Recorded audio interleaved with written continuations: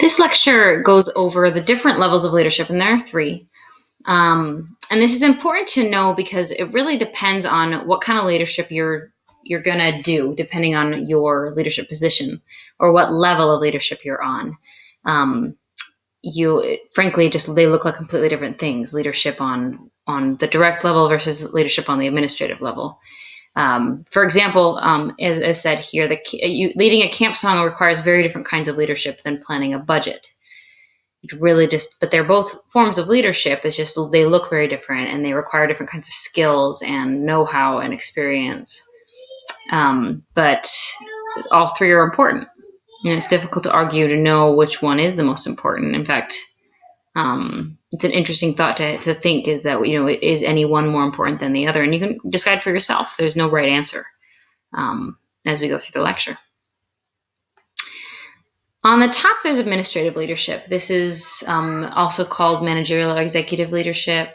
These are the people that are on the top of the organization, the CEOs, directors, assistant directors, presidents, vice presidents, and they're in charge of the big picture of thinking about the future of the organization and what direction they want it to go in. It is the top level, so they don't really answer to anybody unless you're working for a company that has investors or stockholders or anything like that. You're at the top, so you don't answer to really anybody, maybe the owner, but you're the one who does all the big picture management. That includes the budget, organizational structure, deciding whether it's going to be if there's going to be lots of levels to the organization or if there's going to be just a few. Really just depends on the organization. Funding, getting new funding and fundraising, things like that. And the mission and the vision, which might be the most important part, is advertising what the idea behind what the dream of the organization is and the whole purpose of it, and then sharing that vision. This works in community leadership as well. In the community, you might be at the administrative level. And the thing about the administrative level is often, as you get promoted, as you start working with people, you eventually move away from working with people and working with instead ideas. The thing about administrative leaders is they might not work directly. Let's say you're going into therapeutic recreation, and the administrative leader doesn't really work in therapy anymore. They work behind the scenes now, making sure that the therapy functions well. The thing about administrative leadership is even though you might not be working one-on-one with a participant anymore, you make a huge difference because you can make everyone below you function great and produce then excellent therapy. So if you're a therapist, then you're offering great therapy to your clients, which let's say there's 5 of them. And then as you get to the administrative leader, you oversee 5 middle management leaders who then oversee 5 of the actual therapists. So you're helping. It's like tenfold. It increases exponentially the number of people you can help, depending on how you manage your administrative leadership. One of the most important things an administrative leader manages is the organizational culture. You decide what the organization is going to feel like. For example, Yvon Chouinard, he's the founder of Patagonia, and he wrote a book called Let My People Go Surfing, and it's basically the story of his organization's culture and the creation of his organization. And that's pretty much his idea, is that the organization's culture should be such that if the surf is really good, everybody can put down their work and go and surf if they want. That's the idea behind his leadership and his organizational culture. And so every organization has a different organizational culture.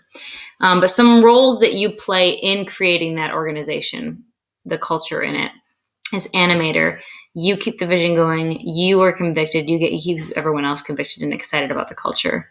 You transfer values and beliefs from the mission statement and maybe from yourself to the employees. You're leading by example there. Keeping the culture going through organizational elements like traditions, and you adjust as it goes. You're never done. You're never done with organizational culture. It's always changing depending on what the norms are or what the needs of the employees are. And then you are also an agent of change, always trying to update, do things the best way, and discontinuing things in the past that might have worked then but don't work as well now, or there's something better now, which can be hard to do. The whole idea behind organizational culture is to evolve. In the middle, there's supervisory leadership, and this is maybe the most difficult place to be because you're the liaison between the direct and administrative levels.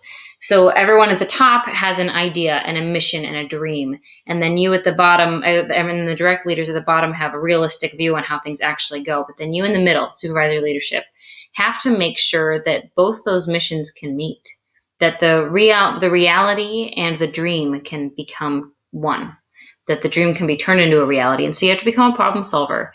How to make the mission statement into a reality, or how to make new initiatives from the administrative leaders a reality on the direct level. This requires a combination of human relations. You have to really be able to know how to work well with people, as well as the technical skills of whatever your job might be. You're directing the staff a lot, so you're teaching them, you're leading them, you're training. You actually do the hiring and the firing. You do the schedule, which is an incredible amount of power. If you've ever worked in a job where your schedule changes every week, it is an incredible amount of power in scheduling staff. Evaluating and constantly assessing to make improvements. Providing resources, linking administrative and function labels. That's referring to what I was talking about before. And then this is also doing a lot of the corrective action, the discipline, helping people know how they shouldn't be improving.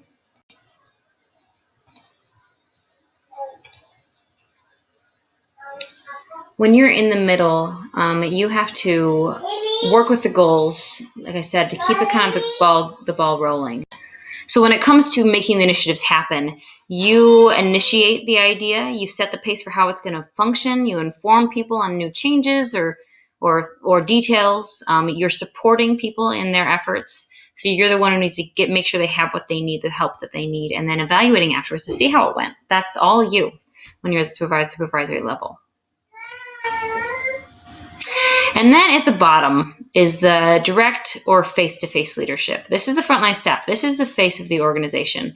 When you're a patron, this is what you see when you walk in, is these people that work directly with you. These are the people that are working as lifeguards and as trainers and educators and working at the front desk.